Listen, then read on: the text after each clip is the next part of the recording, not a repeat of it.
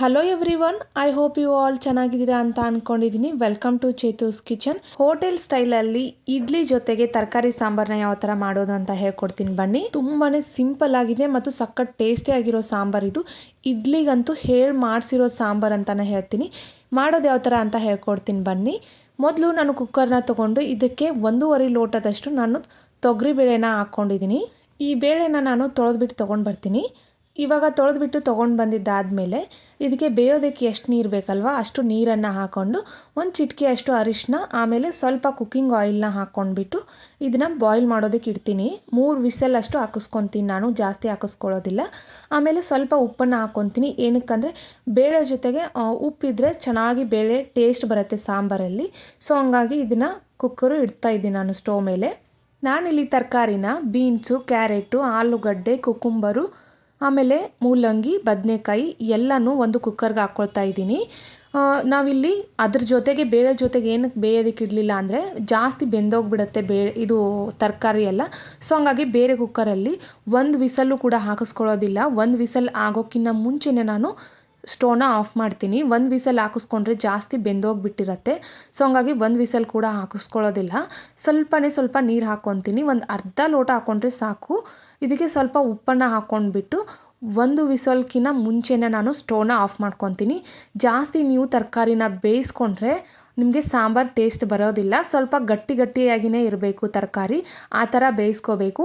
ನಿಮ್ಗೆ ಗೊತ್ತಾಗಲ್ಲ ಅಂತ ಅಂದರೆ ಕುಕ್ಕರಲ್ಲಿ ಬೇಯಿಸ್ಕೊಳ್ಳೋದಕ್ಕೆ ಹೋಗಬೇಡಿ, ಹೊರಗಡೆನೇ ಬೇಯಿಸ್ಕೊಳ್ರಿ. ಇವಾಗ ನಾನು ಬೇಳೆ ಬೆಂದಿದ್ದಾದಮೇಲೆ ತೋರಿಸ್ತಾ ಇದ್ದೀನಿ ನಿಮಗೆ. ಬೇಳೆನೂ ಕೂಡ ಅಷ್ಟೇ ಜಾಸ್ತಿ ಬೇಯಿಸ್ಕೋಬಾರ್ದು, ಸ್ವಲ್ಪ ಬೇಳೆನೂ ಗಟ್ಟಿಯಾಗೇ ಇರಬೇಕು, ಸ್ಮ್ಯಾಶ್ ಎಲ್ಲ ಆಗಬಾರ್ದು. ಇವಾಗ ತರಕಾರಿ ಕೂಡ ಬೆಂದಿದೆ, ತುಂಬ ಬೇಯಿಸ್ಕೊಂಡಿಲ್ಲ, ನೋಡ್ಬೋದು ನೀವು. ಇನ್ನು ಎಷ್ಟು ಗಟ್ಟಿ ಇದೆ ನಿಮಗೆ ತೋರಿಸ್ತಾ ಇದ್ದೀನಿ ನಾನು. ಇಷ್ಟು ಗಟ್ಟಿಯಾಗಿರಬೇಕು ತರಕಾರಿ. ಸೊ ಆವಾಗಲೇ ನಿಮಗೆ ಸಾಂಬಾರ್ದು ಟೇಸ್ಟ್ ಬರುತ್ತೆ. ನೀವು ಜಾಸ್ತಿ ಬೆಂದರೆ ಏನಾಗ್ಬಿಡುತ್ತೆ, ಸ್ಮ್ಯಾಶ್ ಆಗಿ ಹೋಗುತ್ತೆ, ಸಾಂಬಾರೆಲ್ಲ ಗಟ್ಟಿಯಾಗಿಬಿಡತ್ತೆ. ಇವಾಗ ಒಗ್ಗರಣೆಗೆ ಸ್ಟವ್ ಆನ್ ಮಾಡಿಕೊಂಡು ಅದ್ರ ಮೇಲೆ ಒಂದು ಪಾತ್ರೆನ ಇಟ್ಕೊಂಡಿದ್ದೀನಿ. ಇವಾಗ ಒಗ್ಗರಣೆಗೆ ಬೇಕಾಗುವಷ್ಟು ಎಣ್ಣೆನ ಹಾಕ್ಕೊಳ್ತಾ ಇದ್ದೀನಿ. ಎಣ್ಣೆ ಹಾಕ್ಕೊಂಡಿದ್ದಾದಮೇಲೆ ಸಾಸಿವೆ ಜೀರಿಗೆನ ಹಾಕ್ಕೊಳ್ತಾ ಇದ್ದೀನಿ. ಸಾಸಿವೆ ಜೀರಿಗೆ ನಂದು ಒಂದೇ ಡಬ್ಬದಲ್ಲಿ ಮಿಕ್ಸ್ ಮಾಡಿಟ್ಟಿದ್ದೀನಿ. ಸೊ ಹಾಗಾಗಿ ಫ್ರೆಶ್ ಆಗಿರೋ ಕರಿಬೇವನ್ನ ಹಾಕ್ಕೊಳ್ತಾ ಇದ್ದೀನಿ. ಫ್ರೆಶ್ ಆಗಿರೋ ಕರಿಬೇವು ಹಾಕ್ಕೊಂಡ್ರೆ ತುಂಬ ಫ್ಲೇವರ್ ಚೆನ್ನಾಗಿರುತ್ತೆ. ಇಲ್ಲಿ 1 ಗಡ್ಡೆ ಬೆಳ್ಳುಳ್ಳಿನ ನಾನು ಸಿಪ್ಪೆ ಸುಲಿದು ಸ್ವಲ್ಪ ತರಿಯಾಗಿ ಅಂದರೆ ತದ್ಲ ನಾನು ಕುಟ್ಟಿ ಇಟ್ಕೊಂಡಿದ್ದೆ ಕಲ್ಲಲ್ಲಿ. ಈ ಥರ ಹಾಕೋದ್ರಿಂದ ಸಾಂಬಾರಿಗೆ ಮಧ್ಯೆ ತಿನ್ನಬೇಕಾದ್ರೆ ಸಾಂಬಾರಲ್ಲಿ ಮಧ್ಯೆ ಒಂದೊಂದು ಬರುತ್ತೆ, ತುಂಬಾ ಚೆನ್ನಾಗಿರುತ್ತೆ. ಇವಾಗ ಬೆಳ್ಳುಳ್ಳಿ ಚೆನ್ನಾಗಿ ಫ್ರೈ ಆದಮೇಲೆ ಈರುಳ್ಳಿನ ಹಾಕ್ಕೊಳ್ತಾ ಇದ್ದೀನಿ. ಈರುಳ್ಳಿ ಕೂಡ ಅಷ್ಟೇ ಚೆನ್ನಾಗಿ ಫ್ರೈ ಆದಮೇಲೆ ಟೊಮೆಟೊ ಹಾಕ್ಕೊಳ್ತಾ ಇದ್ದೀನಿ. 2 ದೊಡ್ಡ ಟೊಮೆಟೊನ ನಾನು ಕಟ್ ಮಾಡಿ ಇಟ್ಕೊಂಡಿದ್ದೆ. 2 ಟೊಮೆಟೊ ಹಾಕ್ಕೊಂಡಿದ್ದೀನಿ. ಇದನ್ನು ಕೂಡ ಚೆನ್ನಾಗಿ ಫ್ರೈ ಮಾಡ್ಕೊಳ್ತೀನಿ. ಇವಾಗ ಇದಕ್ಕೆ 1/2 ಟೇಬಲ್ ಸ್ಪೂನಷ್ಟು ಅರಿಶಿನ ಪೌಡರು, ಕಾಶ್ಮೀರಿ ಚಿಲ್ಲಿನ ಯೂಸ್ ಮಾಡ್ತಾ ಇದ್ದೀನಿ. ಅಂದರೆ ಜಾಸ್ತಿ ಖಾರ ಇರಲ್ಲ. ಸೊ ಹಂಗಾಗಿ 2 ಟೇಬಲ್ ಸ್ಪೂನಷ್ಟು ಅಚ್ಚ ಖಾರದ ಪುಡಿನ ಯೂಸ್ ಮಾಡ್ತಾ ಇದ್ದೀನಿ. 2 ಟೇಬಲ್ ಸ್ಪೂನಷ್ಟು ಸಾಂಬಾರು ಪೌಡರ್ನ ಯೂಸ್ ಮಾಡ್ತಾ ಇದ್ದೀನಿ. ನಿಮ್ಮ ಹತ್ರ ಯಾವುದಾದ್ರೂ ಬೇರೆ ಸಾಂಬಾರು ಪೌಡ್ರ್, MTR ಈ ಥರ ಏನಾದರೂ ಇದ್ದರೂ ಸರಿ, ಅದನ್ನು ಕೂಡ ನೀವು ಹಾಕ್ಕೋಬೋದು. ಅಂದರೆ ಒಂದನ್ನೇ ಬಳಸಿ, ಯಾವ ಸಾಂಬಾರು ಪೌಡ್ರನ್ನ ಬಳಸ್ತಿರ್ತಿರಲ್ಲ ಅದನ್ನೇ ಯೂಸ್ ಮಾಡ್ಕೊಳ್ಳಿ. ಇಲ್ಲಿ ಚೆನ್ನಾಗಿ ಇದನ್ನು ಫ್ರೈ ಮಾಡ್ಕೊಂಡಿದ್ದಾದಮೇಲೆ ಇವಾಗ ನಾನು ಬೇಯಿಸಿಟ್ಕೊಂಡಿರೋ ಬೇಳೆನ ಹಾಕ್ಕೊಳ್ತಾ ಇದ್ದೀನಿ. ಬೇಳೆ ನಾನು ಆಗಲೇ ಹೇಳಿದ್ದೆ, ಜಾಸ್ತಿ ಸ್ಮ್ಯಾಶ್ ಆಗೋವರೆಗೂ ಬೇಯಿಸ್ಕೊಳ್ಳೋದಕ್ಕೆ ಹೋಗಬೇಡಿ, ಅಂದರೆ ಚೆನ್ನಾಗಿರಲ್ಲ. ಇವಾಗ ತರಕಾರಿನೂ ಕೂಡ ಹಾಕ್ಕೊಳ್ತಾ ಇದ್ದೀನಿ.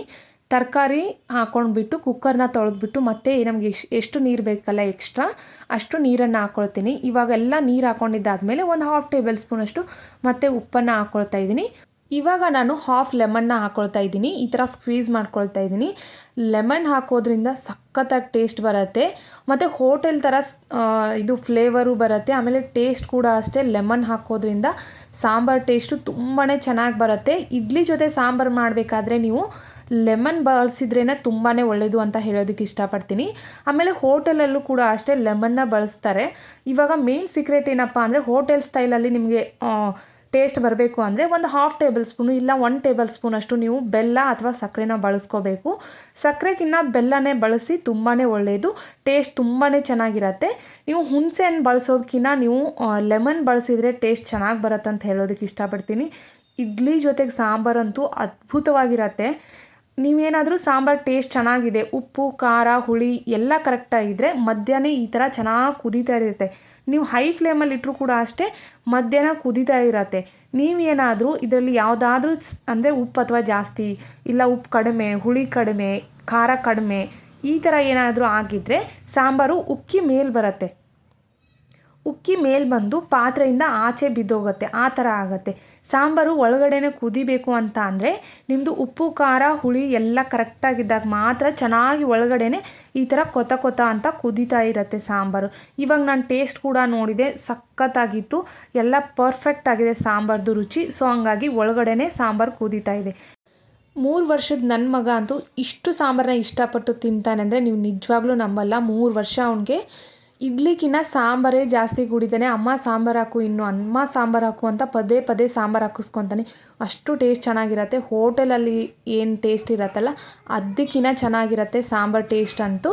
ನನ್ನ ವಿಡಿಯೋ ನಿಮ್ಗೆ ಇಷ್ಟ ಆದರೆ please like, share and subscribe ಮಾಡ್ಕೊಳ್ಳೋದನ್ನು ಮರೆಯೋದಕ್ಕೆ ಹೋಗಬೇಡಿ. ಇದೇ ಥರ ಹೊಸ ಹೊಸ ರೆಸಿಪೀಸ್ಗಳನ್ನು ನಿಮ್ಮ ಮುಂದೆ ತರ್ತಾ ಇರ್ತೀನಿ ಅಂತ ಹೇಳ್ತಾ thanks for watching and bye bye.